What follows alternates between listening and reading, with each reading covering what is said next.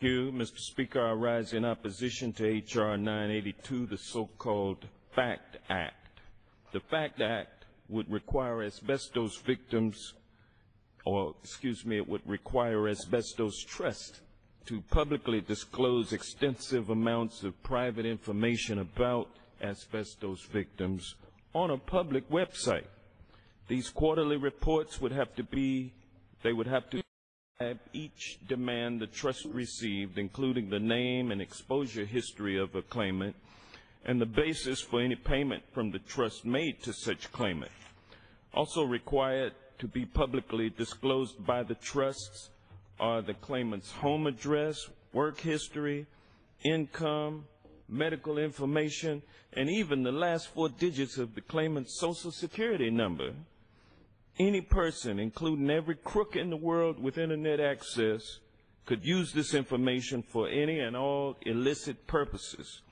That criminal or mischievous person could be your neighbor. It could be your daughter's ex-boyfriend. You know, the one that you never liked and you barred him from coming to the house. It could be it could be an employee on the job, somebody that's vying for your job. It could be anybody who wants to do harm to you or your family. It's a serious threat to asbestos victims' security and privacy, and it is an unfair and unnecessary advantage bestowed upon the asbestos manufacturers. The truth of the matter is that such information is available to the tortfeasors during the course of the litigation. Federal and/or state rules of civil procedure allow a defendant to gain all relevant information about a claimant's exposure during the discovery process. Moreover, a defendant's discovery request should never justify the publication of a plaintiff's entire medical history. Yesterday, I offered an amendment that would have protected the privacy of asbestos victims and their families, but unfortunately, Republicans in the Rules Committee did not allow the House to consider my today.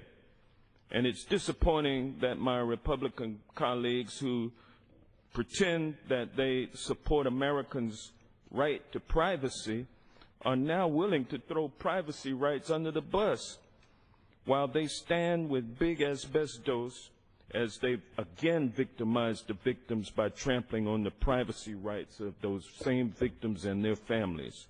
Without adding important privacy safeguards, nothing would stop rampant identity theft or the misuse of a claimant victim's personal information, including that victim's entire medical history. Why is it necessary for a claimant to have to give up their right to privacy just because they seek to recover damages arising from exposure to asbestos? 15 more seconds. 30 more seconds. Gentleman's recognized for additional 30 seconds. Thank you. Asbestos victims who seek compensation for their injuries should retain the same privacy protections as other patients, as well as other people making claims for personal injury. I yield back.